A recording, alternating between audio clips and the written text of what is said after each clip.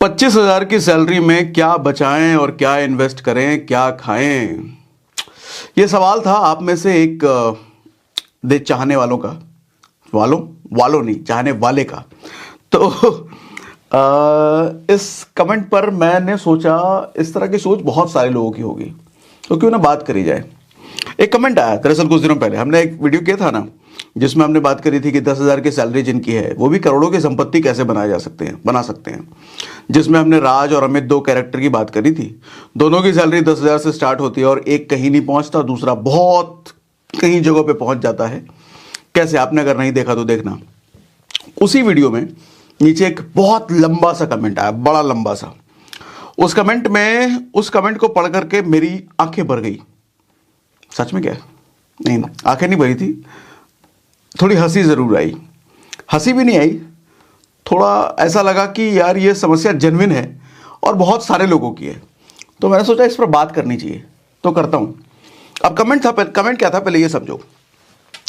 Comment ये था कि सर ये कहना बहुत आसान है कि 10,000 की सैलरी से यहां बचा लो, वहां बचा लो, यहां इन्वेस्ट कर लो, इतना बचा लो, इतना खर्च कर लो, ये सारी चीजें कहना बहुत आसान है, करना बहुत मुश्किल है। कभी आपकी 10,000 की सैलरी रही हो तब आप जानते, आपको क्या पता।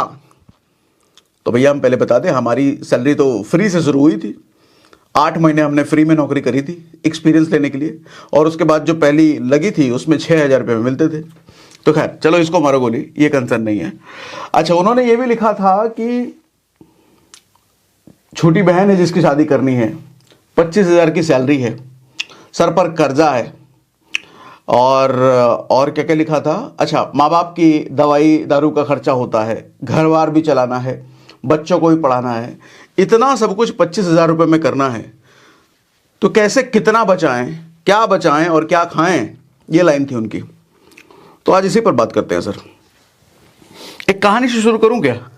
एक कहानी से शुरू करता हूं सर। बात यह है कि कुछ साल पहले एक डेजर्ट में एक स्टील और ग्लास यानी कि शीशे से एक बड़ा सा गुंबद बनाया गया। बड़ा सा गुंबद क्यों बनाया गया? दरअसल वो साइंटिस्ट एक्सपेरिमेंट कर रहे थे कि एक पेड़ को फलने फूलने के लिए, बड़े होने के लिए कितने फेवरेबल कंडीशन वो दे सकते हैं। उस बड़े से गुंबद के अंदर एकदम स्वच्छ पानी, स्वच्छ हवा, एकदम अच्छी क्वालिटी की मिट्टी, सब भर भूर करके उन्होंने तैयार किया, और देखा कि पेड़ हुए, अच्छे पेड़ हुए और बड़े बड़े पेड़ होने लग गए। लेकिन ज्यादा समय तक वो पेड़ टिकते नहीं थे, वो मर जाते थे, खत्म हो जाते थे, गिर जाते थे। धीरे धीरे उन्हें समझ में आया कि भैया सारे फेवरेबल कंडीशन देने के बावजूद भी वो पेड़ मर क्यों जाते हैं, गिर क्यों जाते हैं। तब समझ में आया उन्हें कि ये पेड़ कमजोर हैं कंपैरेटिवली, उनके जो नॉर्मल सर्कमस्टेंसेस में जो पेड़ बड़े होते हैं उनसे कमजोर हैं। क्यों कमजोर हैं? किसी भी पेड़ को जब तक खुली हवा, तेज हवा, एक तरह से आप इसको तूफान समझ लो, तूफानी हवा नहीं मिलती ना, तो उसकी जड़ें मजबूत नहीं होती है। होता क्या है, जब किसी पेड़ को थपेड़ा लगता है, थपेड़ा मतलब हवा का थपेड़ा लगता है, उसे गिराने की कोशिश की जाती है, तब पेड़ का मैकेनिज्म ऐसा होता है कि उसकी जड़ें और नीचे मिट्टी में नीचे चली जाती हैं और फैलती चली जाती हैं। मतलब मिट्टी से उसकी पकड़ मजबूत होती चली जाती है जब भी पेड़ को नेचुरली गिराने की कोशिश की जाती है। गिराने मतलब जब उसको तूफान का, हवा का थपेड़ा पड़ता है, तब जड़ें और नीचे जाकर के मजबूत हो जाती हैं। क्या समझाना चाह रहा हूं मैं सर? सर, जब हम प्रॉब्लम को कोसते हैं ना कि हमारी जिंदगी में इतनी सारी समस्याएं हैं, तुमको क्या पता, तुम तो ज्ञान दे रहे हो। जानते हो क्या होता है सर? आदमी की जिंदगी में, जैसे पेड़ की जिंदगी में, पेड़ की लाइफ में तूफान आता है तब उसकी जड़ें मजबूत होती है। तो पेड़ की मजबूती तो तभी है जब वो तूफानों का सामना करता है। पेड़ की मजबूती तो तभी आती है जब वो बुरे सर्कमस्टेंसेस को लड़ता है उससे। ऐसे ही इंसान होते हैं सर। इंसान भी तो मजबूत तभी होता है जब वो अपनी बुरी परिस्थितियों से लड़ता है, जब वो बुरे समय से लड़ता है, तभी तो मजबूत होता है। मैं तो कहता हूं बुरा समय तो सर एक अपॉर्चुनिटी होता है खुद को मजबूत बनाने का। उस तूफान के मजबूत होने का सबसे बड़ा अपॉर्चुनिटी, सबसे बड़ा मौका क्या था? सॉरी, उस पेड़ के मजबूत होने का सबसे बड़ा अपॉर्चुनिटी क्या बना? तूफान। अगर वो तूफान नहीं होता तो पेड़ कमजोर रह जाता और जल्दी गिर जाता। ऐसे ही कहता हूं सर, जिस आदमी की जिंदगी में बुरा समय आया है, आता है, उसे मजबूत करने का एक मौका मिला है। वहां पर काम करना चाहिए, ना कि रोना चाहिए। देखो हर आदमी के अंदर ना दो कैरेक्टर होता है, ध्यान से समझना है मेरी बात। आप कहोगे सर आप तो मोटिवेट कर रहे हो, अरे मोटिवेट नहीं कर रहा चाचा, मेरी बात सुनो पूरी। हर आदमी के अंदर ना दो कैरेक्टर होते हैं। एक कैरेक्टर ऐसा होता है, कैरेक्टर का इंसान ही बोल लो, हर इंसान के अंदर दो इंसान होते हैं। एक इंसान बड़ा कमजोर होता है, हमेशा तकलीफ में रहता है, डरा हुआ रहता है कि अब क्या हो जाएगा भैया, कोई हमको चार लपड़ तो नहीं मार दे, हमारी नौकरी चाकरी न चली जाए, हमारा इनकम न बंद हो जाए, कॉन्फिडेंस कम रहता है। वही दूसरा इंसान, जो दूसरा इंसान होता है वो मजबूत टाइप का होता है, वो परिस्थितियों से लड़ना जानता है, वो मजबूत होता है, वो हार नहीं मानता। हर इंसान के अंदर ये दोनों ही इंसान होते हैं। अब अगर आपसे ये सवाल पूछूं, कौन से वाले इंसान को जिंदा रखना चाहोगे अपने अंदर? वो कमजोर वाला जो हर परिस्थिति में हार मान लेता है, डर जाता है, वो पीछे हट जाता है, या दूसरा वाला जो मजबूत है, लड़ना जानता है, लड़ करके जीतना जानता है? हर किसी का जवाब वही होगा, दूसरे वाले को, मजबूत वाले को। लेकिन बड़ा सवाल ये उठता है कि कैसे प्रैक्टिकली पॉसिबल है कि हम अपने अंदर के मजबूत इंसान को जिंदा रखें और कमजोर वाले को मार दें? हाँ सर, प्रैक्टिकली पॉसिबल है। और दुनिया में जितने भी लोग आप देखते हो जो मजबूत हैं, अपनी बुरी परिस्थितियों से उभर करके बाहर निकलते हैं, वो यही करते हैं, वो दूसरे वाले को जिंदा करते हैं और पहले वाले को मारते हैं। कैसे? लेकिन ये तो बताओ। जिस चीज को ज्यादा खाना पीना खिलाओगे, ज्यादा खुराक दोगे, वो मजबूत होता चला जाएगा, और जिस चीज को खुराक नहीं दोगे, खाना पीना नहीं खिलाओगे, वो मर जाएगा। ऐसा ही होता है ना। एक बात बताओ, कोई मोटिवेशनल वीडियो देखते हो, क्या मन करता है? अब तो आग लगा देंगे, काट डालेंगे, चीर डालेंगे, फाड़ डालेंगे, ऐसा मन करता है ना। कुछ लोग मजाक उड़ाते हैं, मोटिवेशनल वीडियो तो हवा है, कुछ होता थोड़ी है। उनको मिल जाएगा भाई जवाब। थोड़ा सुनो, हवा होता है ना, ठीक है, लेकिन वो कुछ क्षणिक, कुछ मिनट या कुछ घंटे या कुछ सेकंड, क्या मन करता है? करता हूं, मेहनत करता हूं, सब कुछ छोड़ देता हूं, बुरी परिस्थिति में मारो, काट डालेंगे, चीर फाड़ डालेंगे, ऐसा फीलिंग आता है ना। लेकिन सर कभी हम ऐसे लोगों के साथ बैठते हैं जो कहते हैं अरे यार कुछ नहीं, जिंदगी झंड है, कुछ नहीं होता है, किस्मत के बारे में, जिसकी उसकी किस्मत ये अच्छी थी इसीलिए उसको सरकारी नौकरी मिल गया है, हमारी किस्मत ठीक नहीं थी, पढ़ने में तुम ज़्यादा मेहनत तुम ज़्यादा किए थे, हमको नहीं मिला है। किस्मत का खेल है, अपने हाथ में कुछ नहीं है, भगवान ने सब कुछ पहले लिख रखा है।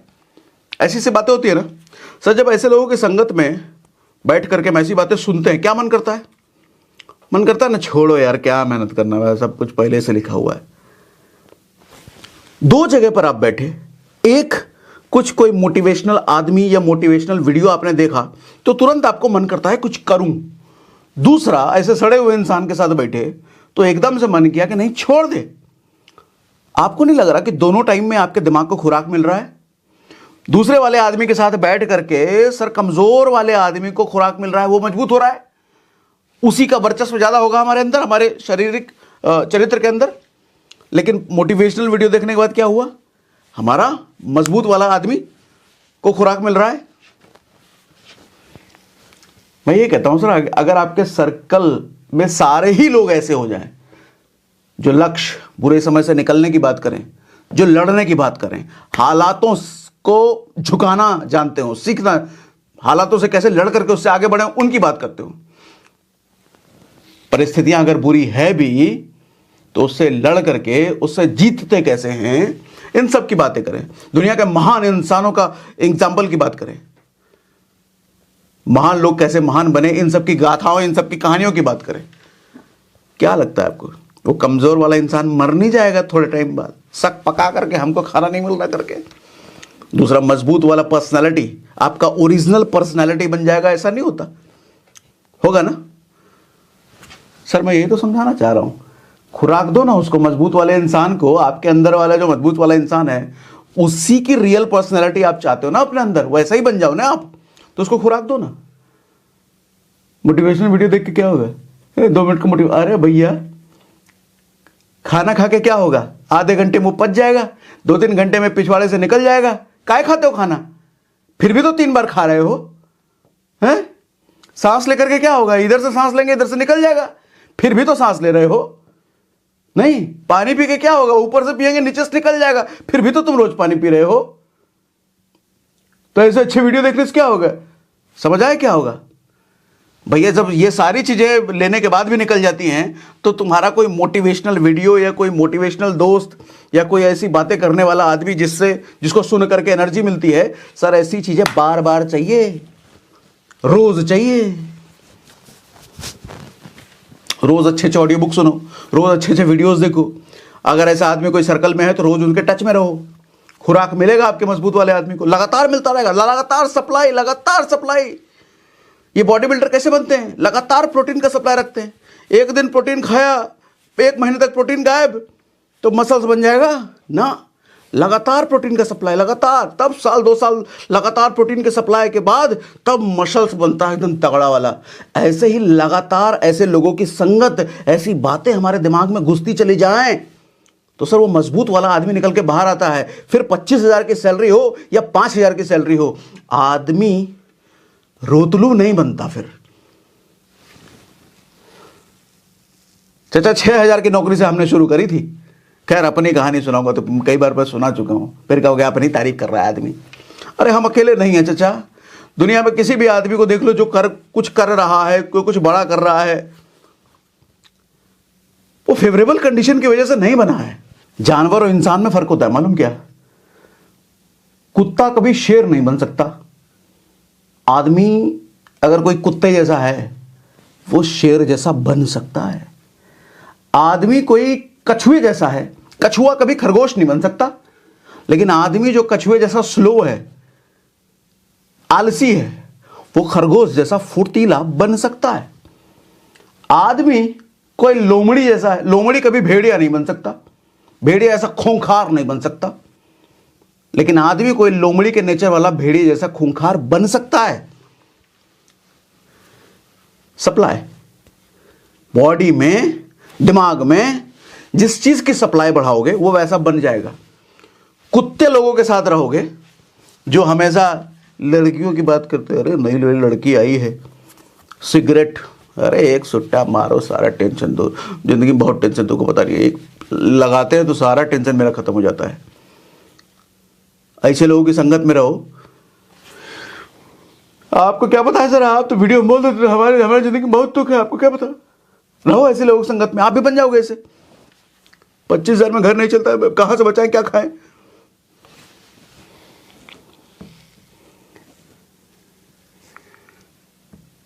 समुद्र मंथन जानते हो सर? समुद्र मंथन हुआ था ना। समुद्र मंथन का अगर प्रोसेस आपको याद हो, टीवी वगैरह में देखा हो, समुद्र मंथन क्यों करवाया था? शिव जी ने करवाया था। और पर्पस ये था कि अमृत, देवताओं और असुरों की लड़ाई में अमृत समुद्र में गिर गया था। अब सवाल ये था कि अमृत को समंदर से कैसे निकाला जाए। तो शिव जी ने बोला एक काम करो, तुम दोनों की लड़ाई में ये अमृत गिरा है समुद्र में, तो तुम दोनों ही मिल करके समुद्र मंथन करो और फिर अमृत जो निकलेगा फिर देखेंगे किसको मिलता है। अच्छा, उसके लिए क्या किया गया? पहाड़ को बीच में लेकर के दोनों उस पहाड़ को सांप से बांध दिया गया। तो सांप का एक छोर असुर खींच रहे थे, सांप का एक छोर देवता खींच रहे थे। तो पहाड़ घूम रहा था, घूमता था, समुद्र मंथन होता था, कुछ ना कुछ चीजें निकलती थी, फिर डिसाइड होता था ये उसको मिलेगा, वो उसको मिलेगा। इस प्रोसेस में विष निकला पहले, जहर। अब जहर निकला तो कोई लेने को तैयार नहीं, असुर हम नहीं लेंगे, देवता हम भी नहीं लेंगे। शिव जी ने ग्रहण कर लिया, विष तो पी लिया शिव जी ने। अच्छा, कुछ टाइम बाद अमृत निकला। अब जैसे ही अमृत निकला तो हम लेंगे वाला हाल हो गया। मोरल ऑफ द स्टोरी समझना सर, विष निकला तो किसी ने नहीं लिया, अमृत निकला तो सारे लेने को पागल। सर विष निकले या अमृत निकले, निकलता समुद्र मंथन के बाद है। समुद्र मंथन का मतलब, मैं उस प्रोसेस की बात कर रहा हूं जहां से जो होने के बाद चीजें निकलनी शुरू होती हैं। मतलब मैं अगर मानूं कि आप आदमी कम सैलरी होने के बावजूद आईफोन रखने का इच्छा है, ये लेटेस्ट आईफोन चाहिए हमको, गाड़ी 4 चक्का तो होना चाहिए भैया, अपना घर तो होना चाहिए, भले होम लोन पर हो जाए, अरे ब्रांडेड कपड़े, ब्रांडेड जूते, पूमा के जूते हमारे सारे पहन रहे हैं, हमको भी चाहिए। ये सब को मैं मानता हूं अमृत है। आपकी इच्छा यही है ना कि ये सब मिल जाए मेरे को, लेकिन इसके लिए मैं कहता हूं समुद्र मंथन से गुजरना पड़ेगा। समुद्र मंथन मतलब एक ऐसा प्रोसेस जहां पर खुद को मंझना पड़ेगा, खुद को मथना पड़ेगा, रगड़ना पड़ेगा इस प्रोसेस से बार बार बार बार बार बार। अच्छा, उस प्रोसेस में कई बार विष निकलेगा। विष निकलने का मतलब कई बार ऐसी परिस्थितियां आपके सामने आएंगी जो लगेगा मैं टूट चुका हूं, सुसाइड कर लूं, अब कुछ नहीं बचा मेरी जिंदगी में, इसका भी काम हो रहा है, उसका भी काम हो रहा है, मेरा ही नहीं हो रहा, जरूर मेरी किस्मत खराब है, जरूर मेरे साथ कुछ बुरा हुआ है, जरूर भगवान मेरे साथ अन्याय कर रहा है, मेरा कुछ नहीं हो सकता। ऐसी फीलिंग कई बार आएगी। यही तो विष है, यही तो जहर है। वहां तो शिवजी आए थे पीने के लिए, यहां नहीं आएगा सर। हम कलयुग में है ना, ये जहर हमारे को ही पीना पड़ेगा। और ये जहर उतना खतरनाक भी नहीं है कि हम मर जाएं। इस जहर का फायदा है, इस जहर से अगर लड़े तो फिर वो पेड़ वाला हाल होगा। वो पेड़ तूफानों से लड़ा तभी मजबूत बना। हम भी ऐसे जहरों से अगर लड़ते हैं तो हमारी ताकत निखर के आती है सर, हमारी मजबूती निखर के आती है। आदमी कहता है सर ठीक है इतना तो बता दिया, लेकिन इनकम बढ़ाने का कुछ बताओ। अरे सर बतेरे तरीके हैं इनकम बढ़ाने का। आदमी जिस चीज के लिए पैशनेट हो जाता है ना, जिस चीज में घुस जाता है ना सर, उसको रास्ते कोई दूसरा नहीं बता सकता, रास्ता वो खुद ही निकाल लेता है। बस ये है कि दिमाग में फितूर चढ़ना चाहिए। एक बार जब दिमाग में फितूर चढ़ गया ना कि मेरे को एक्स्ट्रा सोर्स ऑफ इनकम बनाना है, 25,000 की सैलरी में मेरा नहीं चल रहा तो मुझे 50,000 की सैलरी बनानी है, 1 लाख की इनकम बनानी है, वो आदमी बना लेगा। लेकिन जो आदमी रोतलू है, कमेंट में आकर लिख रहा है हमारा 25,000 की सैलरी, तुमको कहता हूँ बहन की शादी करनी है, तो मेरा चचा हाल ही ऐसे रहने वाला है, ना बदलने वाला कुछ। चचा बुरा लग रहा है, इसी ही लिए बोल रहे हैं हम कि बुरा लगे, क्योंकि बुरा लगेगा तभी बदलोगे। लल्लो चप्पो बात करने वाला बहुत आदमी होगा, हम लल्लो चप्पो बात करने वाला ना है भैया। दिल में चुभ रही है बात तो चुभना चाहिए, और मेरा पर्पस ही वही कि आपके दिल में बात चुभे, क्योंकि जब तक चुभोगे नहीं आप बदलोगे नहीं। मैं तो चुभाने ही बैठा हूं, चीनी लगा के बात करना मुझे नहीं आता। चुभ जाएगा तो बदल जाओगे, और बदल जाओगे तो मेरा पर्पस पूरा हो जाएगा। अभी कुछ दिनों पहले मूवी आई थी ना हनुमान मूवी का जो डायरेक्टर था, वो क्या नाम था उसका, प्रशांत वर्मा, प्रशांत नील, ऐसे जो भी नाम था, उसका इंटरव्यू देख रहा था मैं। तो वो कहता है कि जब मैं इस फिल्म को बना रहा था तो मैंने अपने प्रोड्यूसर को बोला कि बजट बढ़ाओ तब फिल्म और अच्छी बनेगी, अभी बजट कम है। तो बोलता है प्रोड्यूसर ने जो मुझे रिप्लाई दिया ना, उसके बाद मेरी सोच पूरी 180 डिग्री बदल गई। प्रोड्यूसर कहता है कि महान फिल्में कभी भी अनलिमिटेड बजट में नहीं बनी है, सारी महान फिल्में लिमिटेड बजट में ही बनी है। क्योंकि जब बजट लिमिटेड होता है तब डायरेक्टर की क्रिएटिविटी बाहर निकल के आती है, तब डायरेक्टर का दिमाग चलना शुरू होता है कि बजट कम है, क्या दिमाग लगाएं, क्या इसको बेहतर करें, इतना ही रिसोर्स है मेरे पास, और तब जाके एक महान फिल्में बनती है। लेकिन जब बजट अनलिमिटेड होता है कि तब डायरेक्टर की क्रिएटिविटी नहीं होती, फिर तो बजट पर फिल्म बन रही होती है, डायरेक्टर की क्रिएटिविटी पर नहीं। समझाना क्या चाह रहा हूं सर, जब आदमी के पास रिसोर्सेस कम होते हैं ना, जब सुविधाएं कम होती है ना, तब आदमी दिमाग लगाता है अपने आप को बेहतर करने का, और मजबूती आती है तभी है। कितनी बार समझा दूं चचा, जब रिसोर्सेस कम हैं, सुविधाएं कमजोर हैं, सुविधाएं कम हैं, तभी तो निकलोगे तलाश में, रिसोर्सेस की तलाश में। और उस रिसोर्सेस की तलाश करते करते आपके दिमाग की नसें इतनी मजबूत होती चली जाती है कि फिर आने वाले आगे बड़ी बड़ी मुसीबतें आपको छोटी लगने लग जाती हैं। आप देखोगे ना, महान लोगों से बात करो, कहोगे प्रॉब्लम, अरे प्रॉब्लम कुछ नहीं, ठीक है देख लेंगे, कर लेंगे। बड़ी बड़ी प्रॉब्लम हो, कहेंगे ठीक है इसका ओवरकम सोल्यूशन निकालो, चलो क्या क्या हो सकता है। छोटा आदमी प्रॉब्लम आते ही सर पकड़ा रहे, प्रॉब्लम हो गई, नहीं काम नहीं कर सकते। बड़ा आदमी कहता है प्रॉब्लम है ना, ठीक है सोल्यूशन निकालते हैं, क्या कर सकते हैं इसका। प्रॉब्लम को ऐसे लेता है कि जैसे उसके बिजनेस का पार्ट है, उसके काम का पार्ट है। प्रॉब्लम है तो ठीक है सोल्यूशन सोचते हैं। लेकिन छोटा आदमी प्रॉब्लम आते ही सर पकड़ेगा, अरे सॉल्यूशन नाम की चीज भी एग्जिस्ट करती है दुनिया में, तुम उसके बारे में क्यों नहीं सोच रहे। 25,000 की सैलरी है हमारी, तुम्हारी 25 ही रहने वाली है चाचा, 25 ही रहेगी जिंदगी भर, रोतलू हो। एक कहानी सुनाता हूं, सुनो। एक गांव में एक दुकान खुला। दुकान किस चीज की? दुकान के बाहर बोर्ड लगा था, यहां शादी के लिए सुंदर सुशील जवान कन्याएं मिलती हैं, ऐसा दुकान खुला।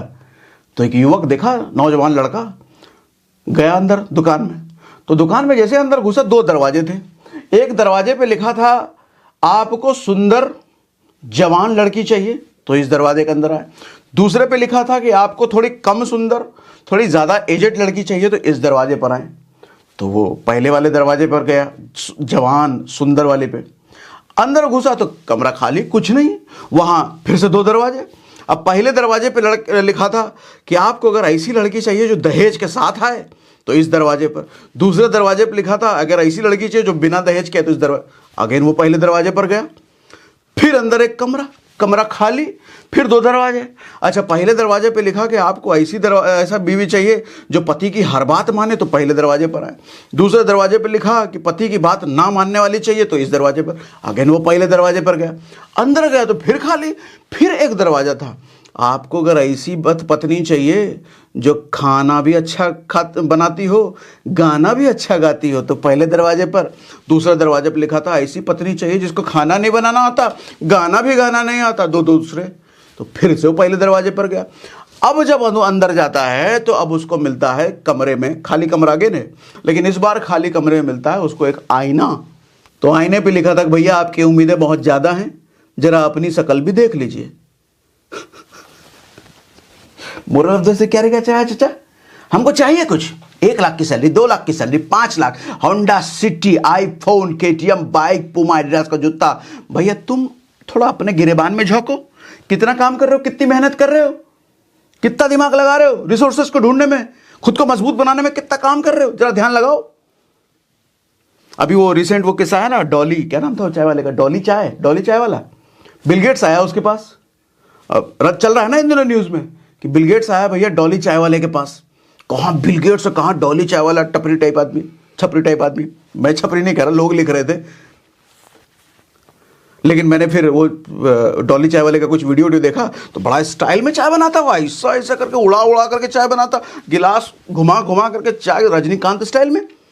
मैं देखा माहिर है आदमी, तो ये चाय भी बना रहा है तो साला ऐसे बना रहा है कि 4 आदमी खड़े होकर के देखे, फिर तो बनता है बिल गेट्स इसके पास आकर के चाय पीने वाला। मैं क्या कह रहा हूं सर, समझना, आदमी चाय बना रहा है, काम बहुत छोटा है, आप करोगे चाय बेचने का काम करोगे? नहीं इतना छोटा काम। लेकिन आदमी वो चाय भी ऐसे बेच रहा है कि 4 आदमी खड़े होकर के देखे कि दुनिया का सबसे अमीर आदमी बिल गेट्स उसके सामने आकर के चाय पिए। साला चाय भी बनाओ तो ऐसे बनाओ ना, कोई भी काम करो यार, मिट्टी भी खोदने का काम करो तो ऐसे मिट्टी खोदो कि बिल गेट्स आए तुम्हारे पास मिट्टी खोदवाने के लिए कि भाई जरा मिट्टी खोद दो, है हमको एक नया ऑपरेटिंग सिस्टम बनाना जो मिट्टी के अंदर से निकालेंगे हम। कुछ भी फालतू बकवास कर रहा हूं, लेकिन आदमी काम करेगा। ये तो दूसरे का काम कर रहे हैं, नौकरी में कहां मन लग रहा है, या बिजनेस ही करेगा तो ये बिजनेस पता नहीं चलेगा नहीं चलेगा, नहीं वो तो मजबूरी में कर रहे हैं। आदमी सड़ के काम कर रहा है आज। सर एक चीज समझना, जो आदमी अपने काम से मोहब्बत करता है ना, वो डॉली चाय वाले की तरह, वो 16 घंटे भी काम करेगा ना, थकेगा नहीं, वो जिंदगी मजे में जीता है। ऐसे लोग खुश होते हैं, ऐसे लोग एंजॉय करते हैं लाइफ को। भले वो 16 घंटे काम कर रहा है, 17 घंटे काम कर रहा है, 18 घंटे काम कर रहा है, लेकिन फिर भी वो स्ट्रेस में नहीं मिलेगा, टेंशन में नहीं मिलेगा। 16 घंटे काम कर रहा है, आपको क्या बताया, ऐसी हरकतें करने वाला नहीं मिलेगा। लेकिन आदमी जो हरामखोर टाइप आदमी, हरामखोर है, उसको काम नहीं करना है, हमको बैठे बैठे सब कुछ मिल जाए, 25,000 की सैलरी मिले, ये 25 वाला पकड़ लिया है मैंने इसको। तो इस आदमी को मैं बदल के रहूंगा, ये 25,000 का 50,000 करवा के रहूंगा, मैं इतना बेइज्जत करूंगा। क्योंकि बेइज्जत करूंगा तो 2 प्रभाव होता है, या तो आदमी ये मुझे देखना ही बंद कर देगा या फिर खुद को बदल लेगा। मैं दूसरा वाला चाहता हूं। देखो, आदमी जब अपना जी जान डालता है ना किसी काम में, शिद्दत डालता है, मोहब्बत डालता है, काम से उसको प्रेम है, प्यार है, तो 16-17 घंटे, 18 घंटे से 24 घंटे भी जग के काम किया ना, मजा आता है। लेकिन जिस आदमी को काम में मोहब्बत नहीं है, वो हरामखोरी टाइप कर रहा है, बस ये सोच के कर रहा है किसी और का काम कर रहा है, खाना पूर्ति कर रहा है, वो 3 घंटे में थक जाएगा सर, 2 घंटे में थक जाएगा, 1 घंटे में उसको स्ट्रेस हो जाएगा, बहुत स्ट्रेस है, जरा चाय पी ले। साला 1 ही घंटे काम किया और 1 ही घंटे बाद तुमको चाय चाहिए। अगला आदमी 16-16 घंटे काम कर रहा है। ऐसे हरामखोर लोग बहुत हैं दुनिया में, बहुत हैं दुनिया में, और दुनिया इन्हीं की वजह से चल रही है। हाँ, मालूम क्यों? क्योंकि दुनिया को जो 5% लोग हैं जो टॉप पर बैठे हैं, उनको चलाने के लिए तो ये 95% लोग ही चाहिए ना। अब सारे लोग उनकी तरह सोचने लग जाएंगे तो 95% लोग वो चोटी पर नहीं पहुंच जाएंगे, तो फिर उनको नीचे 5% वाले थोड़ी चलाएंगे। 25,000 की सैलरी है हमारी, अरे बढ़ाओ, किसने रोका है? रोने आ गए। सड़क पर देखा है जब कोई नॉर्मल गाड़ी पीछे से हॉर्न मार रही होती है तो आगे गाड़ी वाला हिलता नहीं है, वो अपना मस्ती में चलता है। लेकिन पता चल जाए कि पीछे फॉर्च्यूनर है और वो हॉर्न मार रहा है, तुरंत वो साइड लेगा। फॉर्च्यूनर है भैया, भावकाल है, लग रहा है कोई ताकतवर आदमी बैठा होगा पीछे, तो उसको देख के तो साइड पकड़ ही लें। लायक बनो ना पहले फॉर्च्यूनर को। तुमको फॉर्च्यूनर वाली इज्जत चाहिए कि फॉर्च्यूनर की जो इज्जत है वही इज्जत हमारी गाड़ी को मिले, वही इज्जत हमारे को मिले 25,000 की सैलरी में। अरे चचा, वो नहीं मिलने का। समाज कहता है तुम पहले लायक बन जाओ, इज्जत अपने आप मिल जाएगी। तुमको इज्जत चाहिए, लायक नहीं बनना, वो नहीं होने का। तुम करो ना मेहनत अपने पे चचा। हैं, इतनी कहानी सुना दी, एक और कहानी सुनाऊं? अनुपम खेर की एक स्टोरी सुनाता हूं। अनुपम खेर ने खुद कहा है इंटरव्यू में। अनुपम खेर 1988 के टाइम पे, ऐसा टाइम था जब अनुपम खेर की सारी फिल्में हिट हो रही थी। तो जब आदमी को लगातार कामयाबी मिलती है तो आदमी थोड़ा चौड़ में तो आ ही जाता है। तो ऐसे में एक फिल्म की शूटिंग से वो बाहर निकले तो एक गंदा सा लड़का आया उनके साथ फोटो खिंचवाने के लिए। तो अनुपम खेर, अरे गंदा सा लड़का हमारे सट रहा, हटा, उसको हटा दिया, भगा दिया। समय देखो कैसे घुमा सर। कुछ साल बाद अनुपम खेर साउथ की फिल्म में एक साइड रोल कर रहे थे और उस फिल्म का जो मेन हीरो था ना, वो वही लड़का था जिस लड़के को अनुपम खेर ने झटका देके भगा दिया था। फिल्म हीरो का नाम था रवि तेजा। तो आप कैसे सोच लेते हो आज जो आप हो आप वैसे ही रह सकते हो सर? इतनी कहानियां बड़ी पड़ी हैं, इतनी कहानियां मैंने सुनाई है। आदमी के हालात और वक्त सब बदलते हैं।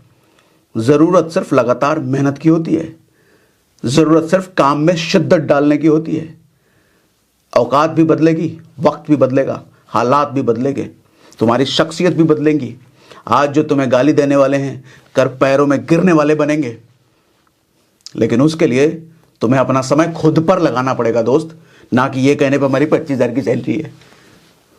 रोते रहोगे तो रोतलू बनोगे और अपनी समस्याओं से लड़ोगे। आज अगर 25 की है, 5 की है, फर्क नहीं पड़ता, कल तो 5 लाख पर जाऊंगा, ये सोच को लेकर काम कर रहे हो तो कल 5 नहीं 10 पे जाओगे चचा, 10 पे जाओगे कल। बात अगर समझ में आई तो कमेंट बॉक्स में लिख के बताइए कि सोच बदली, नहीं बदली तो दोबारा रिपीट करके देखो।